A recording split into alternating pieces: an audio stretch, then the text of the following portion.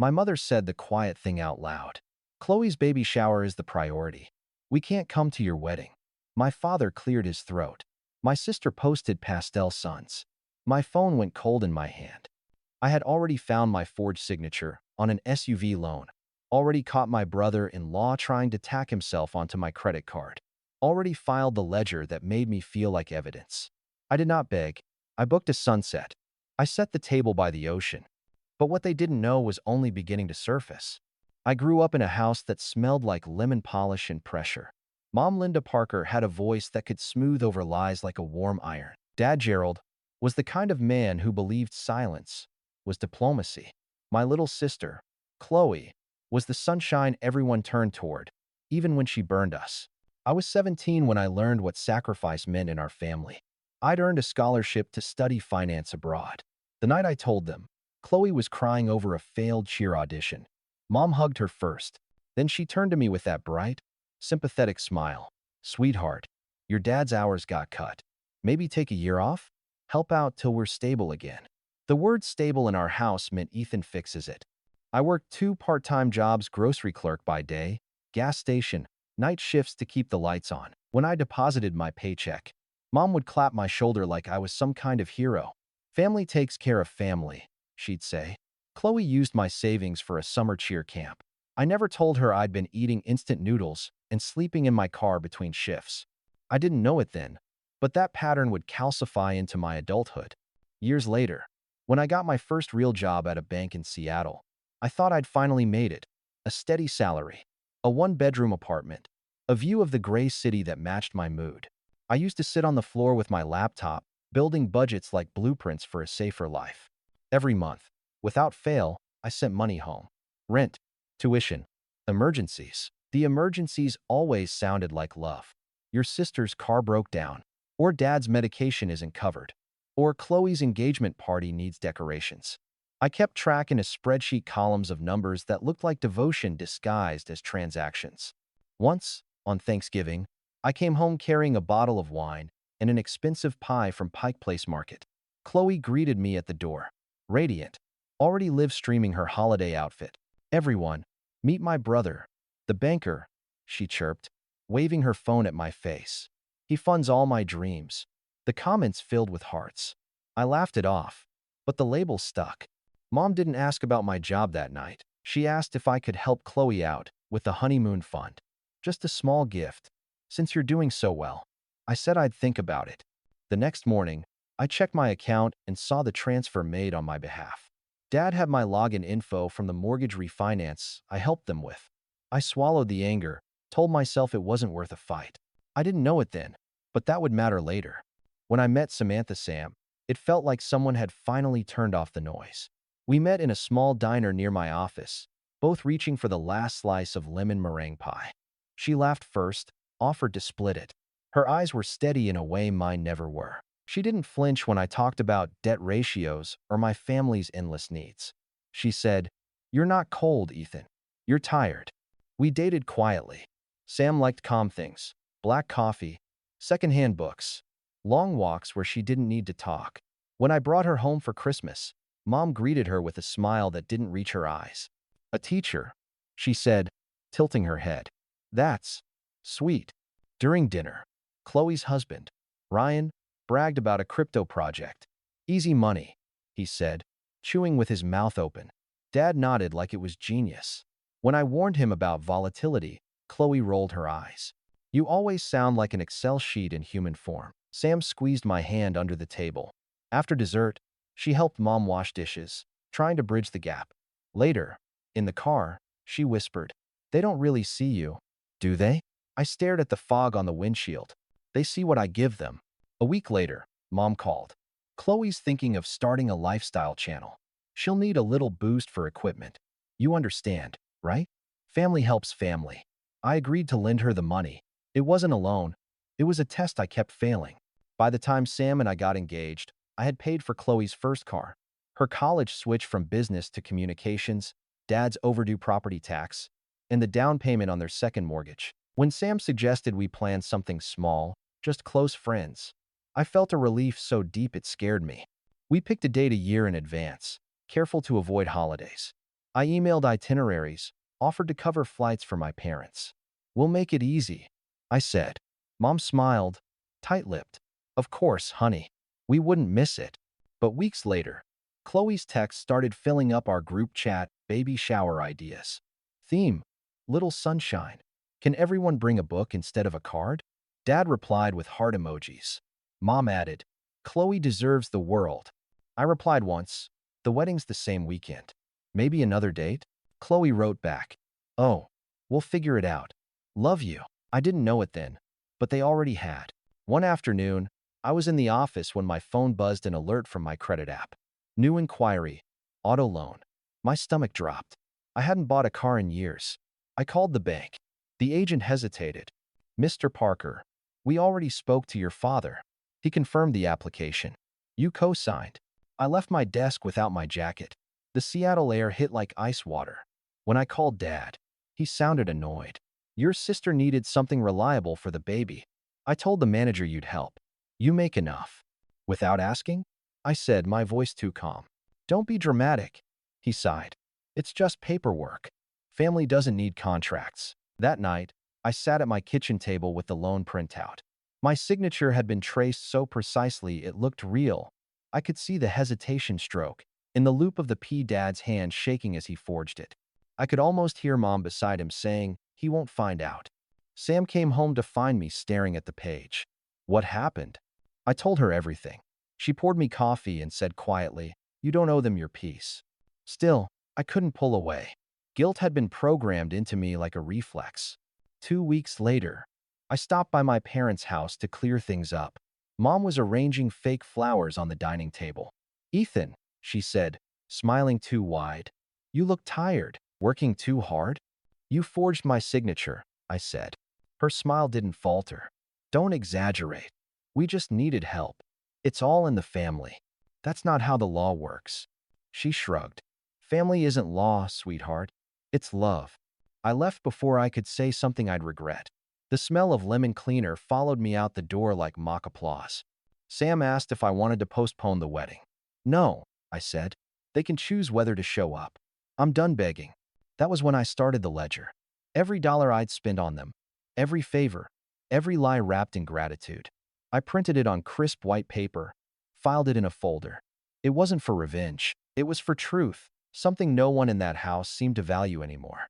A month before the wedding, Chloe sent out digital invites for her baby shower, same date, same time as ours.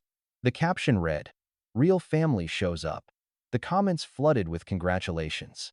Mom replied with 3 heart emojis. I stared at the screen, feeling something quiet and dangerous settle in my chest. Sam sat beside me, brushing my arm. You okay? I think so, I said. I just realized I've been writing the wrong story. I'm not the provider anymore. What are you then? She asked. I looked at her ring glinting under the lamp. The author. That night, I emailed Lucas. Remember that villa in Big Sur? He replied within minutes. You finally using it? I didn't know it back then, but that villa would become the scene of both my peace and their unraveling. The month before the wedding felt like the slow tightening of a rope around my throat. On paper, everything looked perfect, guest list trimmed, flowers ordered, Sam radiant. But beneath it, something in me buzzed like a wire about to snap. It started small. A cousin tagged me in a Facebook post that read, Can't wait for Chloe's shower. The real event of the season. My own wedding wasn't even mentioned. At work, I tried to focus on loan portfolios and credit reports, but every notification from the family group chat flashed like static across my screen. Chloe posted a photo of pastel decorations, counting down to my big day. Mom commented, You've always been our shining girl. I scrolled, waiting for a mention of my wedding, nothing. When I texted Mom privately, she wrote, Oh honey, of course, we'll celebrate you too. But Chloe's moment only comes once. That night, Sam found me pacing in the kitchen, phone in hand. She leaned against the counter, arms crossed. Let me guess, your mom? I nodded. Ethan, you have to stop letting them rent space in your head for free. I smiled, but it didn't reach my eyes. They built the place, Sam. A few days later, another hit came, an email from the bank's fraud department. Someone had tried to add a new authorized user to my credit card. The name? Ryan Miller. The email address? My sister's. My jaw locked so tight it hurt. I called Chloe immediately. She answered on speaker, laughter and music spilling behind her. What? She snapped. Ryan tried to attach himself to my card. I said, you used my email. Relax, she said, her tone sugary and sharp. It didn't even go through. You realize that's fraud? Oh my God, you're so dramatic. You make six figures, Ethan. It's not like we're stealing your identity. That's exactly what you're doing. Mom's voice cut in from the background. Stop attacking your sister. She's pregnant. I almost laughed. Pregnancy doesn't make you immune to consequences. You've always been cold, Mom said. Money changed you. No, I said quietly. Money revealed you. I hung up before I could hear her reply. For the rest of the night, I sat at my desk, staring at the spreadsheet that had become my life story. Every row was a memory disguised as a transaction. $2,400. Chloe's tuition correction. $5,800 dad's tax penalty. $9,200 down payment for the SUV. I scrolled until the numbers blurred, until anger turned into clarity. 2 weeks before the wedding, I called home to confirm flights. Mom's voice came through calm, final, rehearsed. Your sister's baby shower is the family's priority. We can't come to your wedding. I swallowed the instinct to argue. It's the same weekend, I said. It became the same weekend, she replied. You know how important this is for Chloe. Got it. Don't be dramatic, Ethan. We'll send a gift. That was the moment I stopped expecting them to show up for me. Instead, I started planning what they'd never expect. I kept my tone cheerful on every call after that. When Mom asked if I'd found a venue, I said, still deciding. When Chloe asked if I needed her registry link for ideas, I said, already got you something special. I didn't mention that the wedding wasn't in Seattle. I didn't mention the private flights Lucas helped arrange or the villa with the ocean view I'd owned for years. One evening, while Sam was lesson planning at the table, I poured us both coffee and said, what if we didn't tell them where the ceremony is? She looked up, eyes wide. You mean, actually keep it secret? They'd ruin it otherwise. She studied my face, then smiled slowly. Okay, but if we're doing this, we do it right. You keep your peace. So I did. We mailed old-fashioned invitations, cream envelopes, wax seals, calligraphy. The address was printed clearly, but I knew none of them would open them. My family believed paper was for bills, not feelings. I didn't know it then, but those envelopes would become my silent revenge. The next week, I stopped by my parents' house under the pretense of dropping off the wedding programs. The kitchen smelled like artificial vanilla. Mom and Chloe were surrounded by honey jars labeled, "Oh baby." Dad was tying ribbons. When they saw me, their faces froze between guilt and annoyance. If you came to apologize, Mom said, I accept. For what? I asked. For making this complicated. I set the folder of programs on the counter. I'm here to make something else clear. Ethan, she started. Voice sugar-coated. It's exactly the time. I cut in. I opened the folder. Inside was my ledger. 7 years of numbers. Receipts. Proof. House payments. Tuition. Rent. Medical bills. This is everything I've covered for this family, I said. Chloe laughed nervously. Are you serious right now? Dead serious. Mom's smile tightened. You don't bring ledgers into family, Ethan. You brought loans into it first. I said. Dad's jaw tensed. We're not doing this. We already did, I said, sliding the paper toward him. If any of you ever use my name, my credit, or my accounts again, I will file police reports. Not threats, promises. Mom's eyes flashed.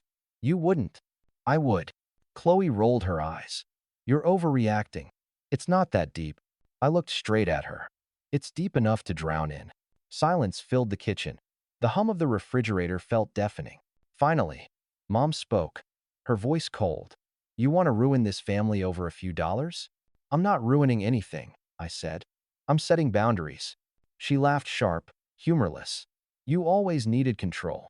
This is about punishing us. No, I said. This is about respect. You can't demand loyalty when you've been stealing it. I picked up my keys.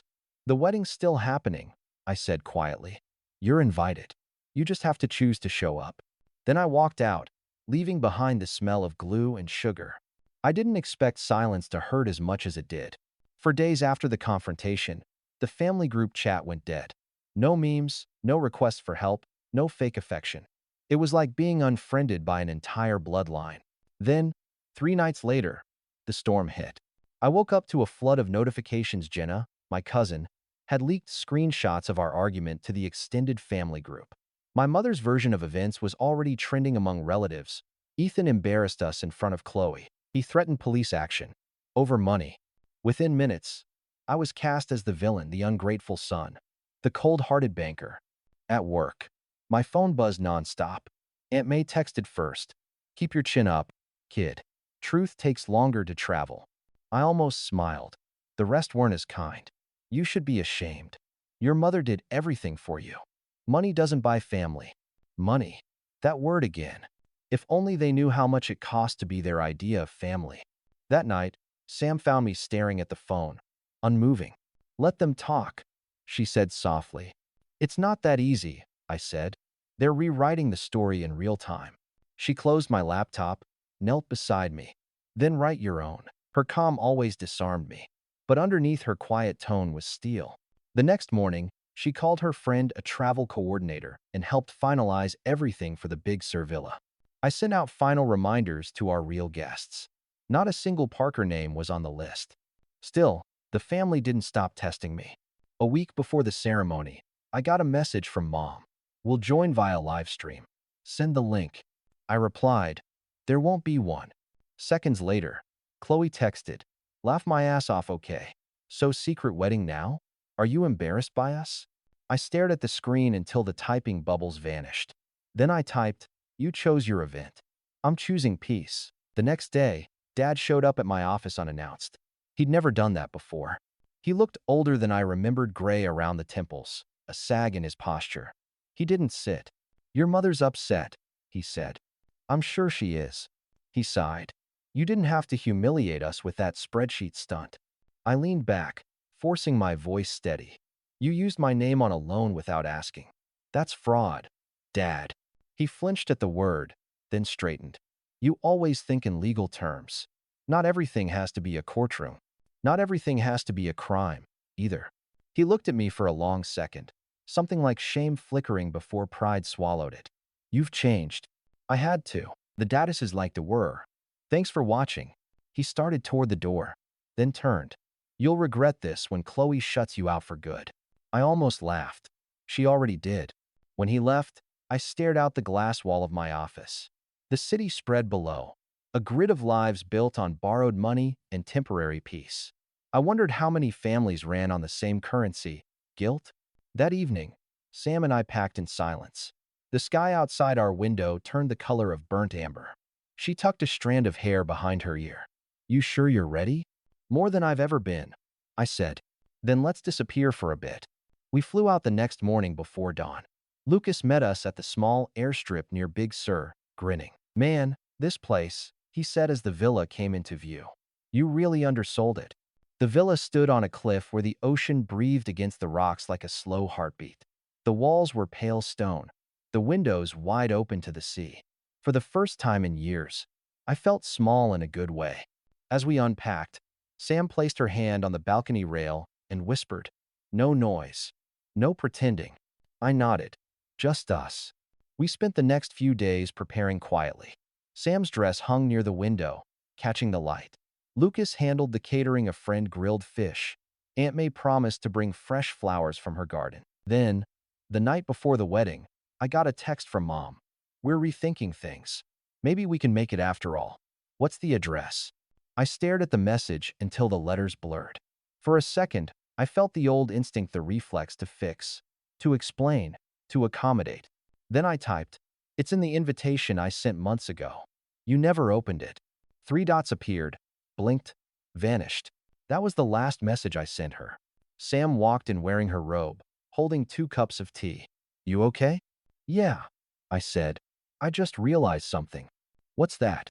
I've been trying to buy peace from people who only sell chaos. She smiled faintly, set the tea beside me, and whispered, then stop paying.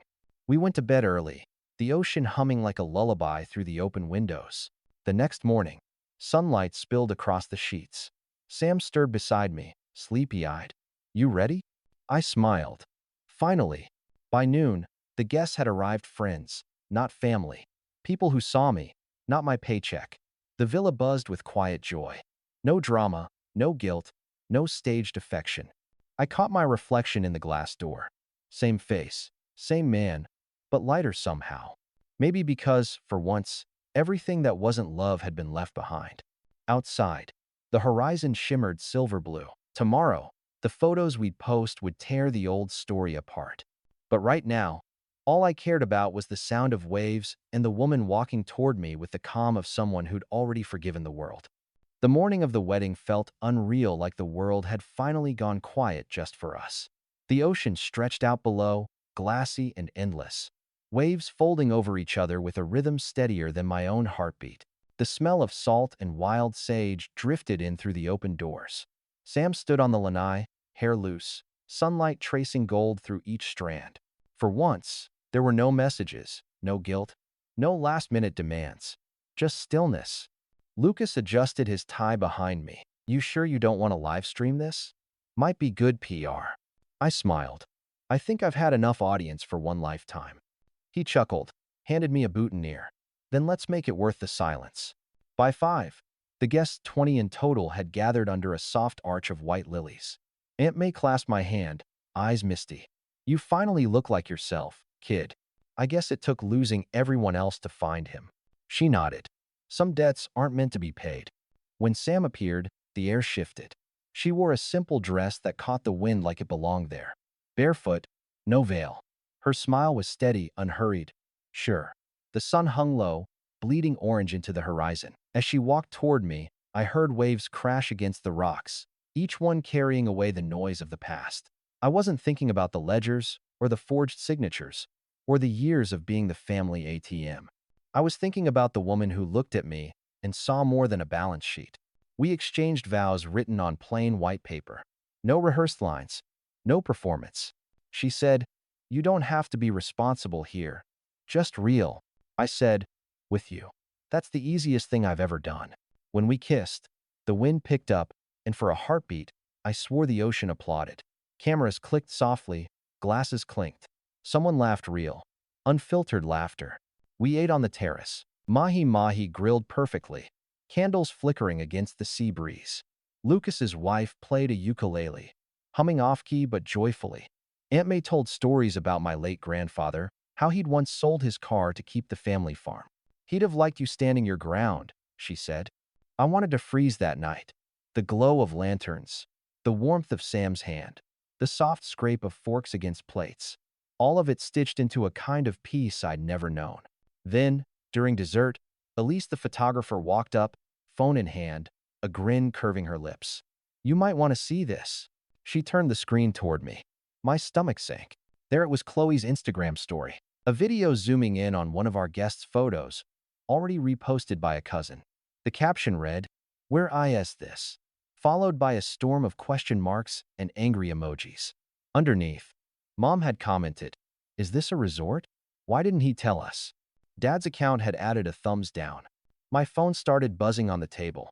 Then again, and again. When I turned it over, the screen glowed red, 20 missed calls, then 50, then more. Mom, Dad, Chloe, even numbers I didn't recognize, relatives who hadn't spoken to me in years. Sam glanced at me, reading the tension in my face.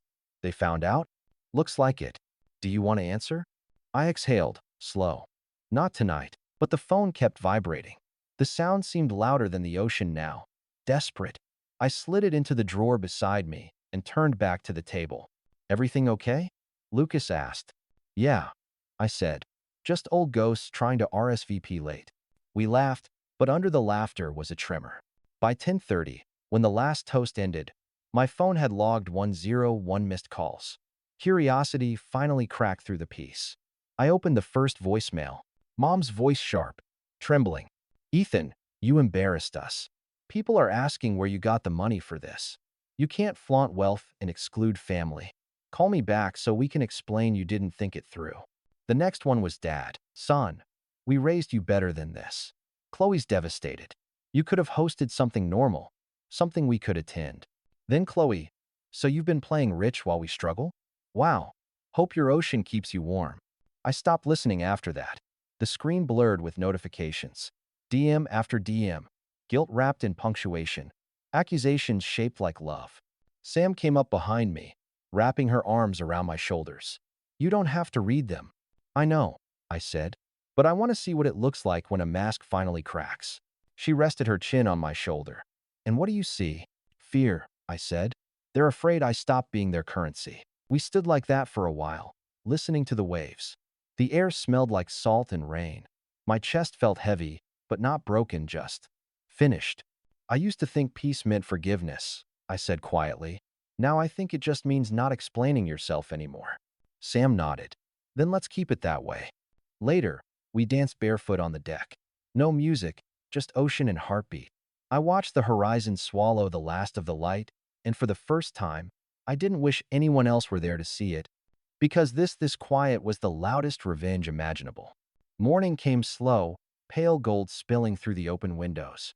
The air smelled like sea salt and new beginnings. Sam was still asleep beside me, hair tangled across the pillow, breathing steady. For the first time in years, I woke up without the urge to check my phone. When I finally did, it was still glowing 100 unread messages. I brewed coffee, sat on the lanai, and played one voicemail. Dad again. Softer this time. We need to talk about some bills. Things are tight. It should have made me angry. It didn't. It just confirmed the truth. The family machine never stops asking, it only pauses to reload. I scrolled past the messages, opened a new thread, and typed one sentence to the group chat. I sent invitations with all the details 6 months ago. You chose not to come. Then I added, any future attempts to use my accounts or name will be reported as fraud. This is not up for discussion. I hit send, turned the phone face down. Aunt May texted privately a few minutes later. Proud of you. Protect your peace. Lucas sent a single line. You closed the book, man. He was right. But I wasn't ending a story, I was writing the sequel. Before we left Big Sur, I drafted 4 letters, one to each of them. No heat, no insults, just clarity. I wrote that I loved them, but love wasn't a line of credit. I wrote that respect was the only currency I'd trade from now on. I sealed the envelopes and left them unmailed, at least for now. Sometimes, silence delivers better than postage. When Sam woke, I handed her coffee. She smiled, half asleep. What are you thinking? She asked. That they taught me one good thing. I said, protect your principal. Everything else, everyone else interest only. If they've earned it. She laughed softly. Banker's heart. No, I said, brushing her hair back. Just a man finally off the payroll. The ocean roared, steady and endless, as if agreeing. If you've ever felt like the outsider in your own family, hit like and subscribe, because this story isn't over. Families like mine don't disappear. They wait, test, circle back. And maybe one day, I'll open those letters. Maybe they'll learn the difference between love and leverage. But until then, I'm staying right here, quiet, grounded, free. Because sometimes the best revenge isn't a fight or a speech or a slam door. It's peace so complete that it scares the people who once controlled you.